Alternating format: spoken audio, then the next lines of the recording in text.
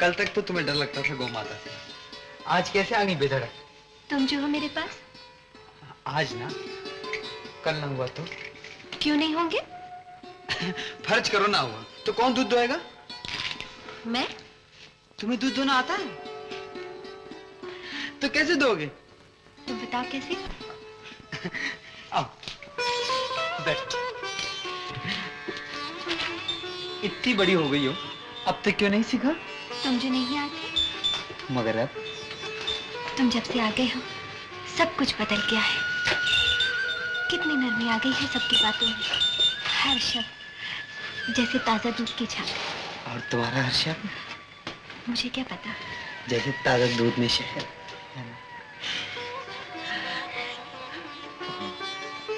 हाथ बढ़ाओ ना।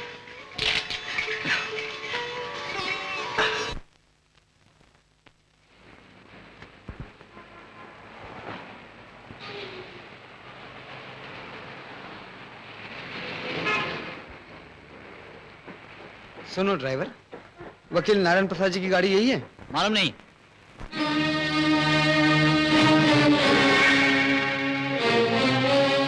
मैं बताता हूँ हुजूर, ये रही कार, मैं आप ही को लेने आया हूँ। अच्छा, आइए आइए बैठिए।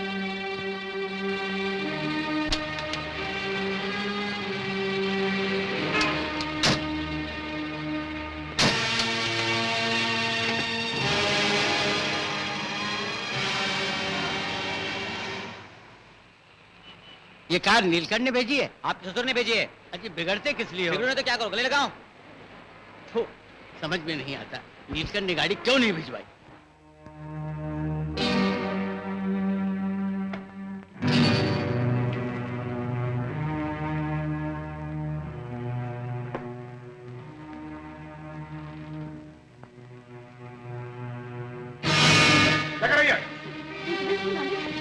गाड़ी का लगाया ना, धूल डाली तेरे हाथ, और जब यहाँ नहीं हो इस कमरे में कोई नहीं आए। Come on, get out! Get out!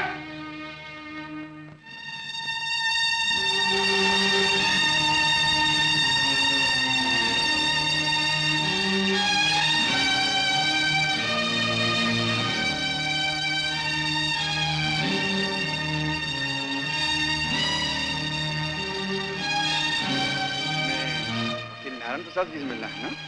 जी। बैठो ना भैया।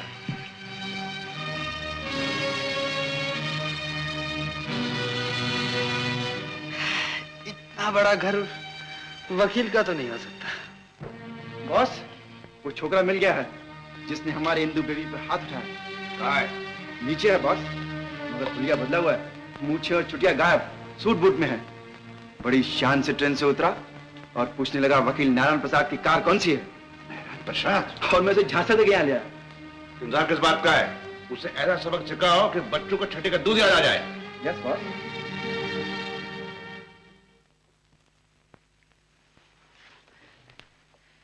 देखिए मिस्टर, क्या यही वकील नारायण प्रसाद जी का घर है? क्यों? क्योंकि ये किसी वकील का घर नहीं लगता। अच्छा, तू सिर्फ नारायण प्रसाद से बात करेगा, हमसे नहीं? देखो जी, ये आप तूताब क्यों उतर आए? चुप! ये भौंकना बंद कर दे कुत्ते की तरह। देखो मिस्टर, तुम गाली बक रहे हो। इंडियन पिनल कोड सेक्शन 499 के तहत गाली देना जुर्म है, समझे? क्या समझे? खबरदार, किसी को मारना असौट है, तुम्हें क्या हो सकती है? बदतमीजो, ये खून करने की कोशिश है, सजा उम्र कैद, सेक्शन 322 की राय।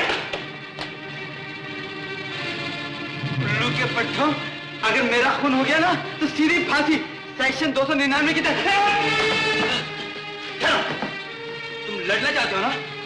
ये खेल मुझको भी आता है, समझे? वाह, बड़ा हंस के झटके मार रहे हैं, ये मुझे भी आता है।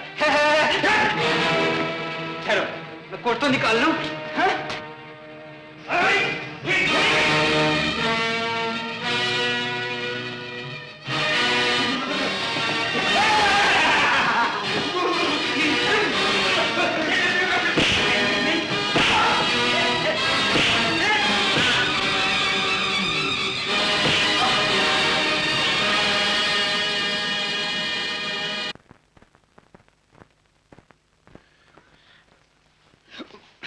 पहले ये बताइए, कि चेयरमैन नीलकंठ और आपके दरमियान किसी किस्म की दुश्मनी है?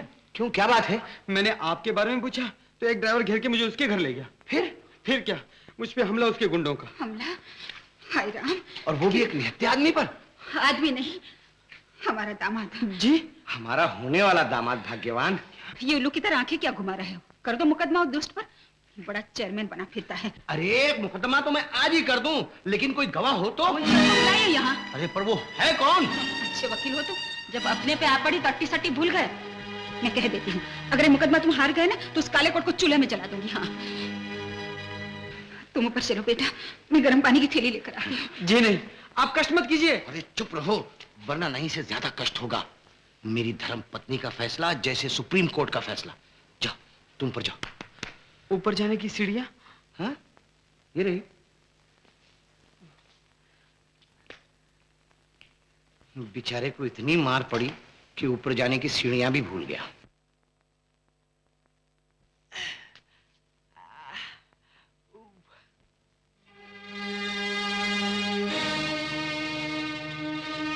कौन हो तुम? बड़ी अजीब बात है कि हम दोनों एक जैसे हैं। बाबूजी, ये सब तो ऊपर वाले की करामात है। मैं आपसे सच सच कहूंगा, कुछ नहीं छुपाऊंगा। मेरा नाम गोपी है, मैं एक मामूली सा ग्वाला हूँ। मैं अपना एक छोटा सा मुकदमा लेकर वकील साहब के पास आया, पर ये लोग न जाने क्या समझ बैठे और मेरी खूब खातिर की। अच्छा अच्छा भोजन खिलाया, झूले जैसी खटिया पर सुलाया। बोलता हूँ तो बोलने नहीं देते, जाता हूँ तो जाने भी नहीं देते। अजीब मुसीबत। वैसे ये लोग बड़े अच्छे हैं, बिल्कुल देवता स्वरूप। हाँ हाँ बोलो, रुक क्यों गए? ये लोग मुझे अपना जमाई समझ बैठे और कहने भी लगे। और वो शोभा कौन? अच्छा, तो वो वकील साहब की बेटी? हाँ वही। जैसे पूरन मासी का चांद, मुझे देखा तो बेचारी वो भी धोखा खा गई, रिझ गई मुझ पर। तो फिर इस कारण नहीं बाबूजी कि मैं हूं, इस कारण कि मैं आप हूं, लेकिन सिर्फ देखने में। आप में और मुझ में बहुत फर्क है। आप एक पढ़े लिखे आदमी और मैं एक गंवार। शुक्र भगवान का आप आ गए। संभालिए अपनी जगह, मैं जाता हूं। हाँ बाबूजी, इन लोगों से कह देना कि अगर मुझसे कोई भूल चूक हुई हो तो क्षमा कर दो। जय राम जी की बाबूजी। ठहरो गोपी। नहीं बाबूजी, अब मैं और यहाँ नहीं रुकने का, नहीं तो और ज्यादा गड़बड़ हो जाएगी। देखो गोपी, गड़बड़ तो हो गई तुम्हारे आने से। नहीं बाबूजी नहीं, मेरे मन में कोई पाप, कोई खोट नहीं आया। शोभा की सौगंध। शोभा की सौगंध? अच्छा, तो बात यहाँ तक बढ़ चुकी है। देखो गोपी, ये एक लड़की की जिंदगी का सवाल है। सच सच बताओ कि तुम और शोभा। नहीं बाबूजी, जो कुछ हुआ अनजाने में हुआ। वो तो ठीक है, पर बताओ तो सही, हुआ क्या? हाँ बताता हूँ। वो मुझे ऐसे देखती है जैसे अखियों से पी जाएगी। इतना ही नहीं, जब मैं पशुओं की सेवा करने लगा तो घर के सब लोग खुश हो गए और वो सबसे ज्यादा खुश हो गई। फिर जब हमारी उंगलियां मिली, छू गई एक दूसरे को दूध दोते समय, तो वो कांपने लगी, शर्मा गई। अच्छा, तो फिर क्या हुआ? फिर उसके गाल लाल जैसे चढ़ता सूरज, गर्दन नीचे जैसे चंपा की डाली। फिर उसके पैर का अंगूठा जमीन को खुरेचता, मानो वो धरती से पूछ रही हूँ, अब क्या करूं धरती मैया। फिर वो चुप, मैं चुप, और अब तो चुप रहने में ही भलाई है बाबूजी। मैं सच कहता हूँ, मैं शोभा के लायक नहीं। गोपी, औरत सूरत नहीं देखती, जिसकी होना चाहे उसका दिल देखती है, हृदय देखती है। मैं इतना खुश नसीब नहीं जितने कि तुम, इसलिए शादी तो एक तरफ, मैं शोभा के बारे में सपने में भी नहीं सोच सकता। पर मैं आपसे कह चुका हूँ बाबूजी कि मैं अनपढ़ हूँ और वो पढ़ी लिखी, आप जैसे। गोपी, आदमी अपने गुणों से, अपनी अच्छी नीयत से पहचाना जाता है, सिर्फ किताबें रटने से नहीं। इसीलिए तुम इतने सच्चे हो, इतने नेक। फर्ज करो तुम्हारी जगह कोई बुरी नीयत वाला होता तो क्या होता? हा? वो तो ठीक है बाबूजी। अरे कोई आ गया। गोपी, तुम बत्ती बुझा दो, समझे? चलो।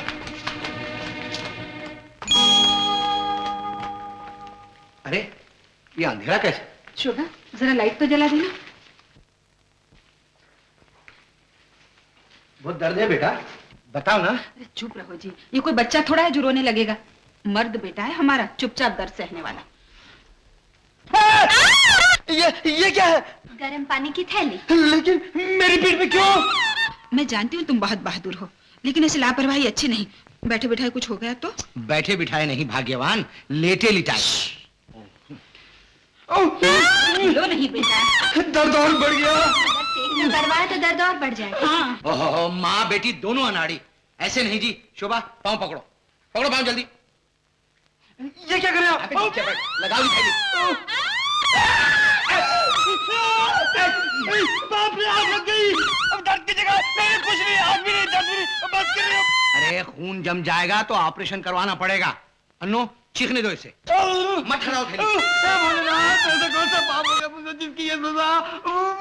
हे काली माता, खून कलर खूनी, फांसी कुतवाल को कैसा इंसाफ? अच्छा याद आया, मेरे पास एक केस आया है। एक धनवान ने सारी जायदाद अपनी रखेल को दे दी। अब उसकी धर्मपत्नी उस पर केस करना चाहती है। अब तुम बताओ बेटे, क्या करना चाहिए? वेरी सिंपल केस, धोखाधड़ी का, दफा 420 के तहत, यानी 420।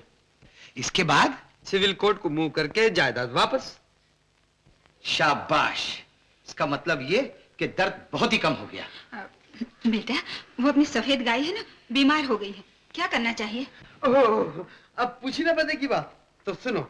मुट्ठी भर बिनोले और मूंगफली पीस कर तेल में मिलाकर गाय की पीठ पर लगाइए और फिर देखिए शाम तक गाय अपने पैरों पर और सींग ऊपर।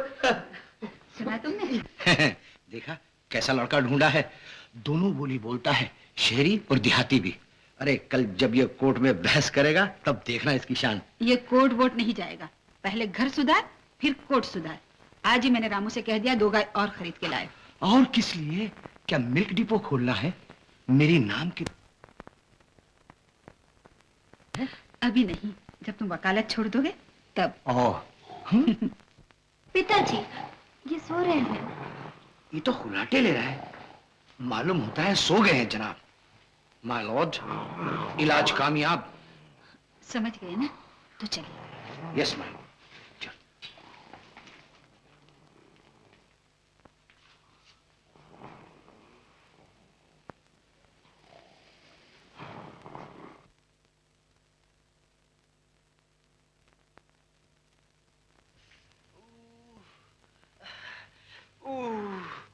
पीठ अंगारा हो गई बाबूजी, पर जान बची लाखों पाए।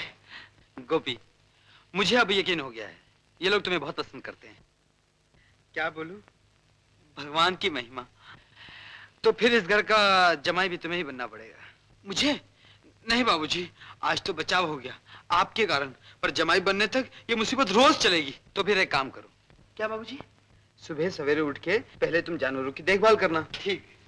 उसके बाद वो लोग तेरे लिए कॉफी लाएंगे। लेकिन बाबूजी, मैं कॉफी नहीं पीता। अरे भैया, वो तुम्हारे लिए लाएंगे पर पीऊंगा मैं जब तक कॉफी ना पी लूं मेरी आंख नहीं खुलती। उसके बाद तुम घर के बाहर, और तुम? मैं नहा धोकर कोर्ट जाने को तैयार, और शाम को थिएटर, और मैं नीचे। नीचे क्यों बाबूजी? इस फर्श पे सोने से तंदुरुस्ती अच्छी रहती है। हाँ। अच्छा, तुम अपनी तंदुरुस्ती बनाओ। हाँ, सो जाओ। Good night.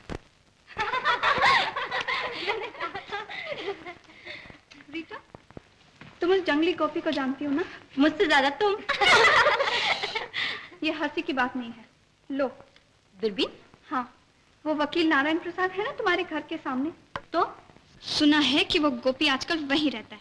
बैल्कनी से देखती ही रहना, जो ही वो बाहर निकले दूरबीन उसके सर पर।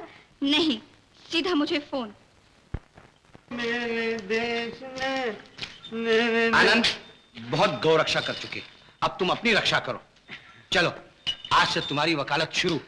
आनंद, मेरे पास एक बहुत टेढ़ा केस आया है, मैं चाहता हूं कि तुम उसमें से 4 पॉइंट निकालो। आओ जल्दी आओ। आनंद, कहाँ जा रहे हो? जी, बात यह है कि मैंने चारों गायों को धो दिया है, एक भैंस बाकी है, उसको भी धो देता हूँ। देखो आनंद, अगर तुम्हें बड़ा वकील बनना है तो सबसे पहले सवेरे उठ के अपने केस स्टडी करो। उस समय दिमाग बहुत ताजा रहता है। ताजा दूध। अरे इसकी फिक्र मत करो, चाय के साथ दूध भी आ जाएगी। आओ, आओ।